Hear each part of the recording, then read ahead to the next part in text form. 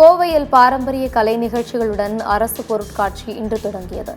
கோவை மாவட்டம் வ.உ.சி. மைதானத்தில் அரசு துறைகளின் சார்பில் இன்று முதல் 45 நாட்களுக்கு அரசு பொருட்காட்சி நடைபெறவுள்ளது. இதனை கோவை மாவட்ட ஆட்சியர் கிராந்திகுமார், கோவை மாநகராட்சி ஆணையர் சிவகுரு பிரபாகரன் ஆகியோர் தொடங்கி வைத்து அரங்குகளை பார்வையிட்டனர். இங்கு அரசு துறைகளின் செயல்பாடுகளை விளக்கும் விதமாக 34 அரங்குகள் அமைக்கப்பட்டுள்ளன. பாரம்பரிய கலை நிகழ்ச்சிகளுடன் தொடங்கிய அரசு பொருட்காட்சி பொதுமக்கள் கண்டுகளிக்கும் வகையில் ராட்டினம், ஜெயின்ட் வீல் போன்ற பொழுதுபோக்கு அம்சங்களும் வைக்கப்பட்டுள்ளன.